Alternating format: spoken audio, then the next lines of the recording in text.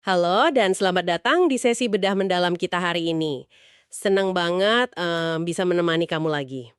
Pernah nggak sih kamu mungkin pas lagi santai, scroll media sosial di malam hari gitu, ngerasa agak kewalahan ngelihat gerakan sosial atau tren aktivisme yang hari ini tuh meledak, viral. Semua orang ngomongin itu, tapi minggu depan tiba-tiba hilang tanpa jejak. Ya itu sering banget kejadian kan? Benar. Atau mari kita tarik ke skala yang lebih personal deh.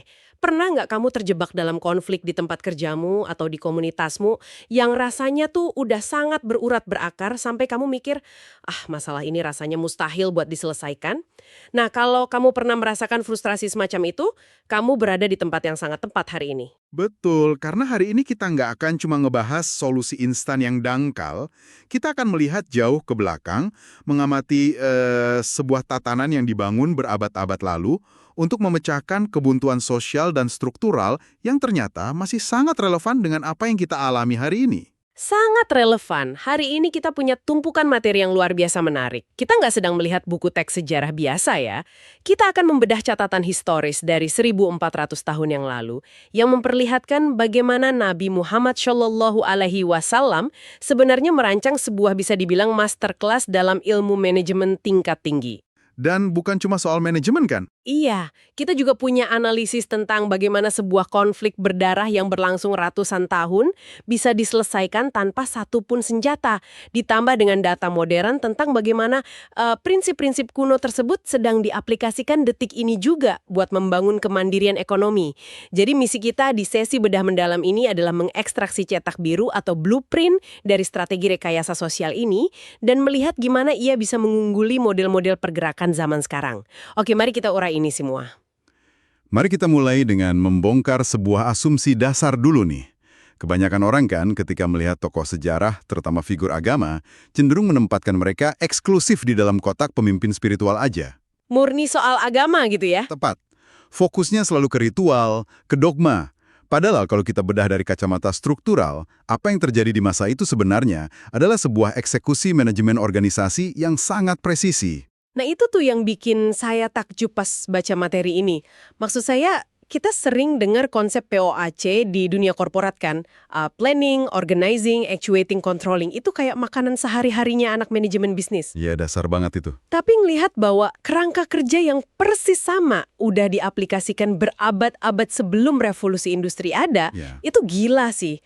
Gimana coba seseorang merencanakan pembangunan sebuah peradaban baru benar-benar dari nol? Yang sangat menawan di sini tuh bagaimana fungsi planning atau perencanaannya itu dieksekusi dengan tingkat adaptabilitas yang luar biasa tinggi. Visi utamanya memang sangat jelas, sebuah tatanan yang disebut Baldatun Thayyibatun Warobun Ghafur. Secara sederhana itu adalah visi tentang negeri yang makmur, aman, berkeadilan sosial, dan pastinya selaras dengan etika ketuhanan. Tapi cara mencapai visi itu dipecah menjadi fase-fase yang sangat realistis. Nggak buru-buru gitu ya?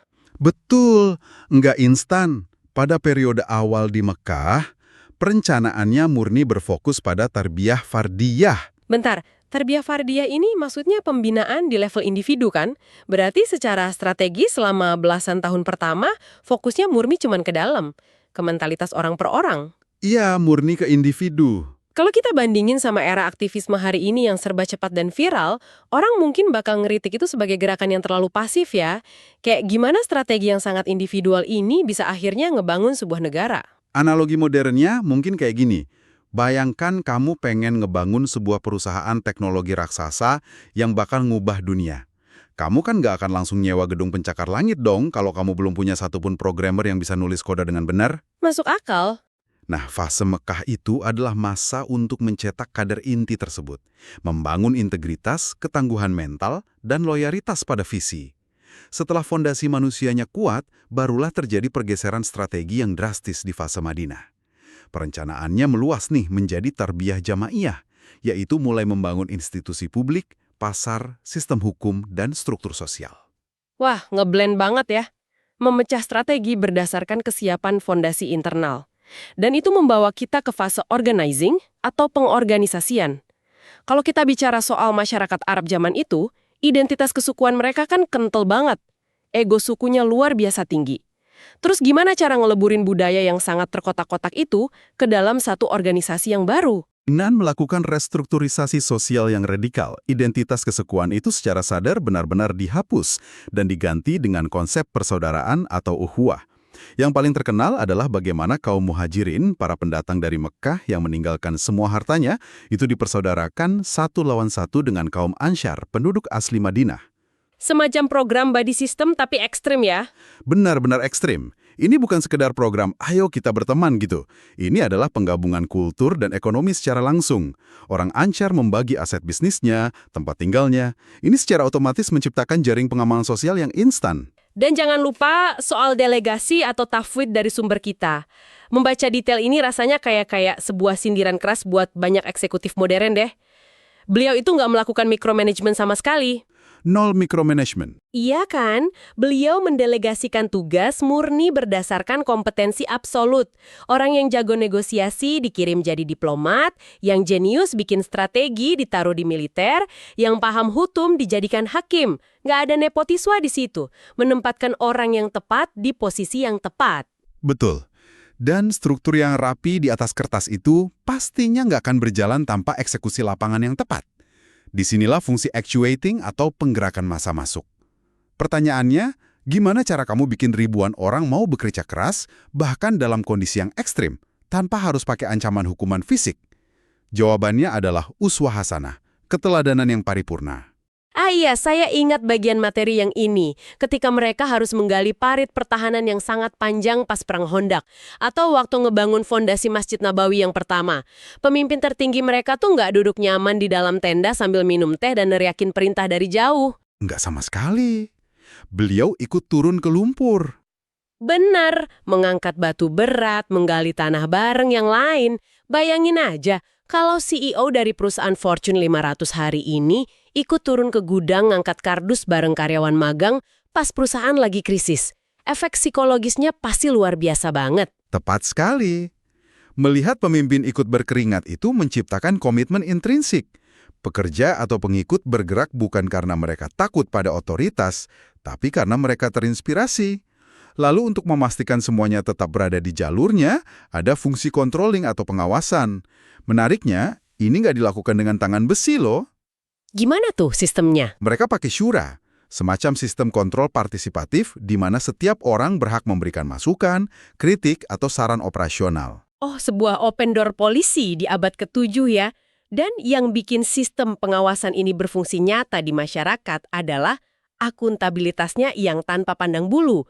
Pelanggaran aturan ditindak sesuai proporsinya. Nggak peduli pelakunya itu elit masyarakat atau cuma orang biasa. Nggak ada tuh hukum yang tumpul ke atas, tajam ke bawah. Rasa keadilan inilah yang menumbuhkan rasa percaya atau trust di dalam masyarakat. Dan rasa percaya itulah fondasi yang memungkinkan terjadinya salah satu manuver resolusi konflik paling brilian dalam sejarah, yang pada akhirnya mengubah sejarah kota Madinah selamanya. Nah, disinilah pembahasannya jadi sangat menarik. Buat kamu yang mungkin lagi dengerin ini sambil nyetir atau beres-beres, coba bayangin skenario ini. Sebelum bernama Madinah, kota ini kan namanya Yathrib. Di sana ada dua faksi besar, suku Aus dan Khazraj. Mereka tuh nggak cuma sekedar saling nggak suka ya. Mereka udah berkonflik, berperang, saling membantai selama lebih dari 600 tahun. 6 abad loh itu. Iya, 6 abad. Puncaknya itu terjadi di Perang Bu'as pada tahun 618 Masehi. Ratusan tahun siklus balas dendam berdarah antar generasi.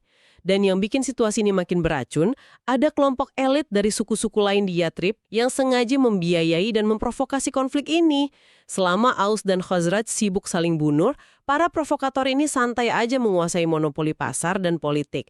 Pertanyaannya, gimana coba kamu menyelesaikan benang kusut yang secara harfiah udah membusuk selama 6 abad ini? Sosiologi kontemporer, ada kondisi yang disebut self-regulation. Sebenarnya nih, suku Aus dan Khazraj ini tuh udah mencapai titik nadir kelelahan yang ekstrim. Mereka lelah kehilangan anak-anak mereka, lelah ekonomi mereka hancur. Mereka sadar siklus ini harus dihentikan. Tapi, ego dan trauma masa lalu bikin gak satu pun dari mereka mau ngalah duluan. Gengsi tinggi ya? Betul gengsi, makanya mereka butuh intervensi. Mereka butuh figur otoritas, pihak ketiga dari luar sistem yang sepenuhnya netral. Dan saat sang pemimpin baru dari Mekah ini tiba di Yathrib, kita melihat sebuah langkah resolusi konflik yang benar-benar jenius. Waktu beliau masuk ke kota, semua pemuka suku yang sekarang pengen berdamai ini berebut memegang tali untanya. Semua menawarkan rumah mereka untuk dijadikan markas. Ini kan jebakan politik pertama. Coba pikirin, kalau beliau milih nginap di rumah pemuka suku Aus, suku Khozraj pasti merasa dianaktirikan. Kalau milih Khozraj, Aus yang tersinggung. Baru hari pertama aja udah dihadapkan pada ladang ranjau politik.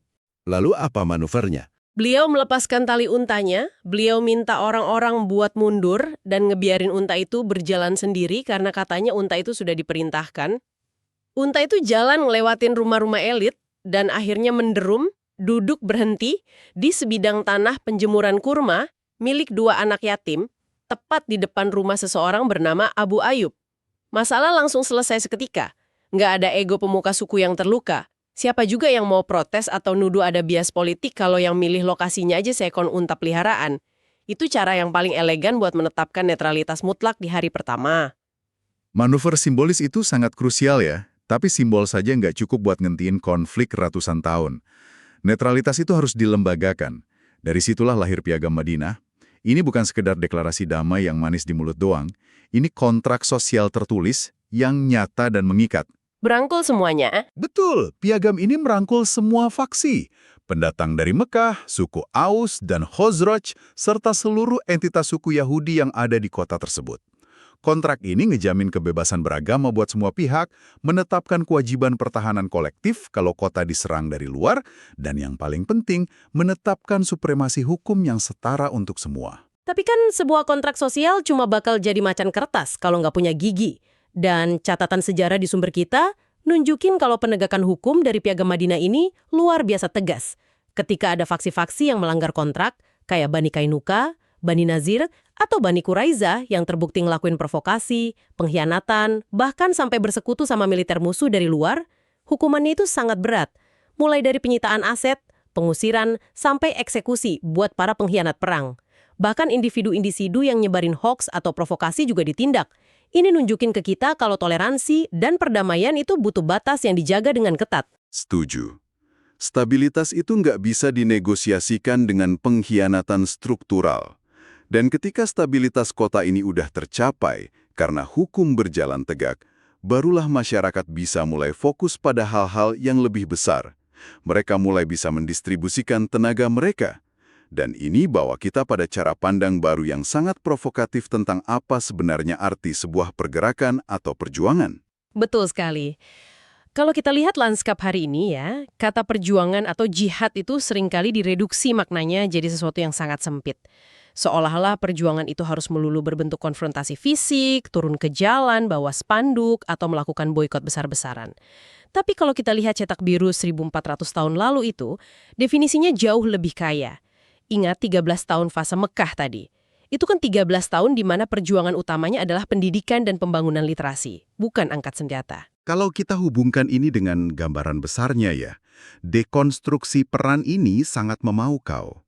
Sistem ini secara sadar menolak ide bahwa setiap orang harus melakukan hal yang sama di garis depan. Ada pembagian peran ekosistem yang luar biasa rapi. Iya, kita bisa lihat langsung dari tokoh-tokoh spesifiknya. Ada Hadijah yang perannya itu bagaikan venture capitalist sekaligus jangkar emosional yang mendanai seluruh fase awal pergerakan secara diam-diam. Ada Aisyah yang fungsinya kayak pusat database hidup dan transmisi ilmu pengetahuan, darinya ribuan hukum dan kebiasaan dicatat buat generasi masa depan. Ada Abu Hurairah yang rela hidup sangat miskin demi mendedikasikan waktu 24 jam sehari, murni sebagai peneliti dan periwayat. Sangat spesifik perannya ya.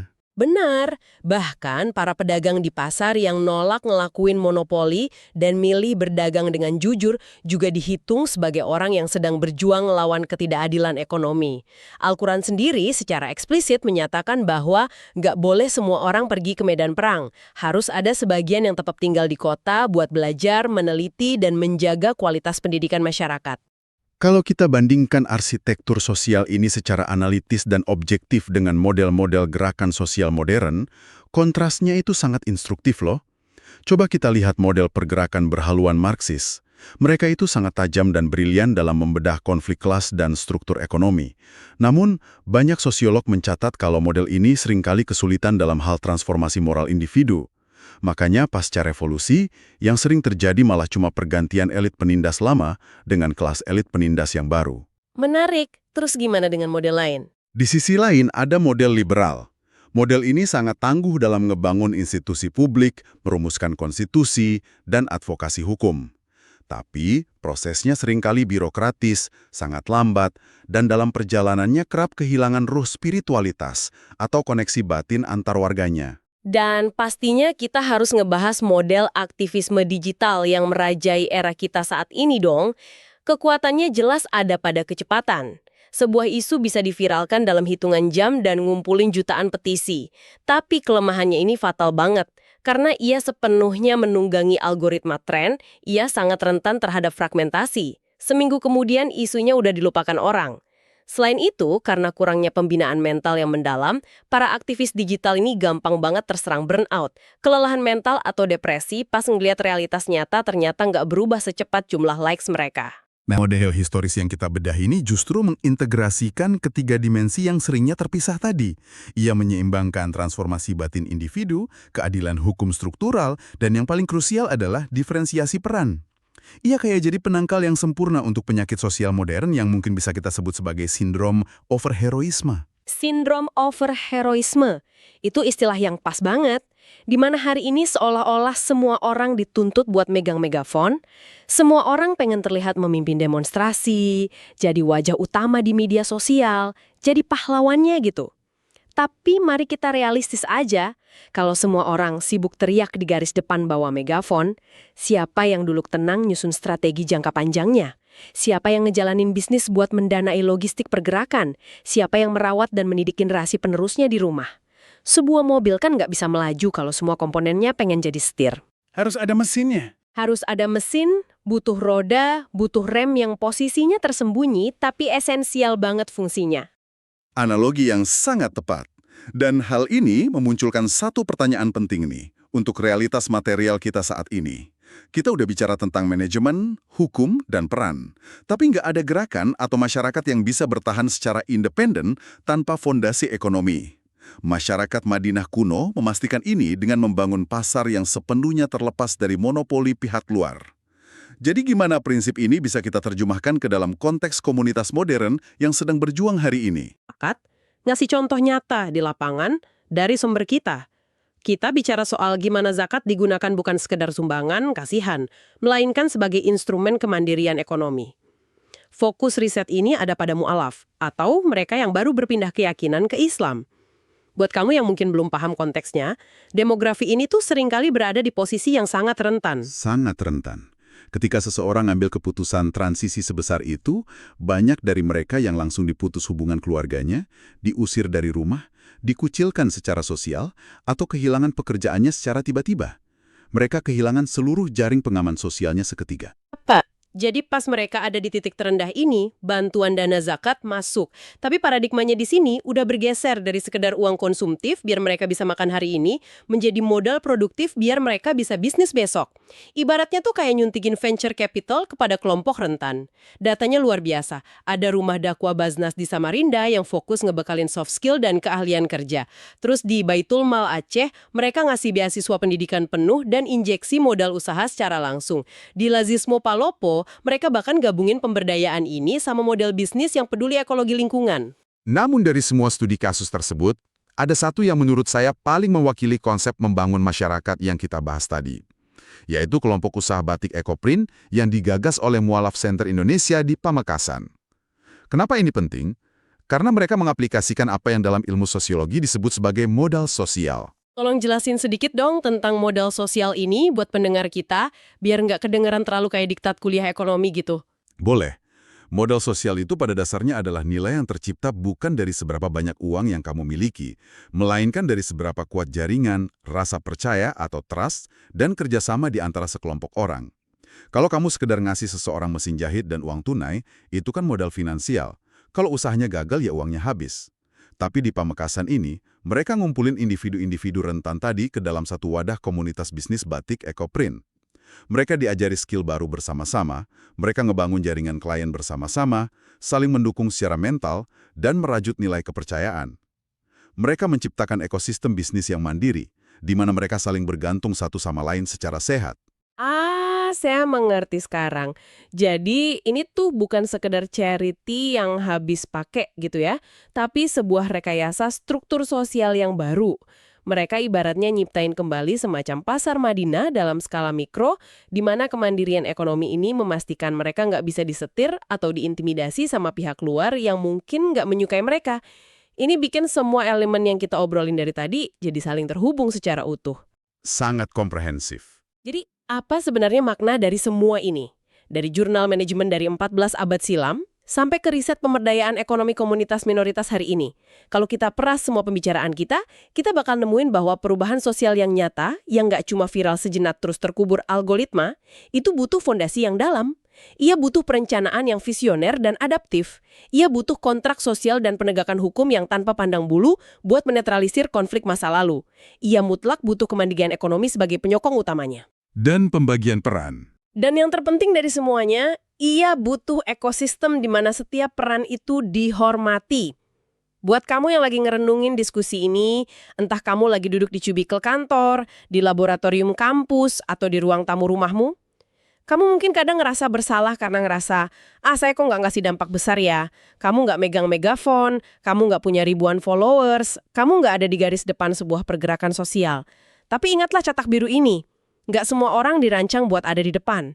Menjadi seorang programmer yang bikin sistem yang jujur, menjadi pengusaha menengah yang menggaji karyawannya dengan sangat layak tanpa manipulasi, menjadi peneliti di balik mikroskop yang nyari solusi medis dalam sunyi, atau sekedar menjadi orang tua yang sabar menanamkan etika pada anak-anaknya di meja makan, itu semua adalah peran krusial.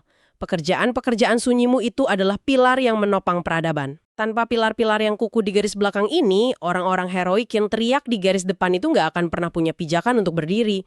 Kamu adalah bagian penting dari ekosistem itu. Itu adalah kesimpulan yang sangat mendalam. Kita baru aja menelusuri gimana kesuksesan mutlak sebuah masyarakat, baik di masa lalu maupun masa kini, berakar pada harmoni individu-individu yang secara presisi dan disiplin menjalankan peran unik mereka. Pembagian peran spesifik inilah yang pada akhirnya menciptakan interdependensi. Kita butuh petani, kita butuh hakim, kita butuh pedagang. Kebutuhan satu sama lain itulah yang jadi perekat sosial yang menyatukan manusia menjadi sebuah komunitas yang kuat. Namun, pikirkan ini sejenak. Saat ini kita hidup di awal era revolusi kecerdasan buatan atau AI dan hiperotomatisasi.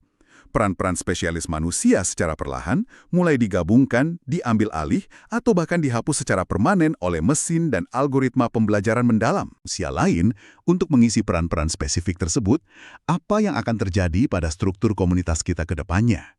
Gimana sebuah gerakan atau masyarakat bisa mempertahankan ikatan batin dan kekuatannya ketika definisi fundamental tentang apa itu pekerjaan, peran, dan kontribusi manusia sedang diubah secara radikal oleh teknologi yang kita ciptakan sendiri? Wow, itu benar-benar membawa kita dari masa lalu langsung nabrak dinding masa depan ya. Sebuah pemikiran yang sangat provokatif dan sejujurnya agak bikin merinding untuk direnungkan. Gimana kita mendefinisikan peran kita saat mesin mulai bisa melakukan semuanya.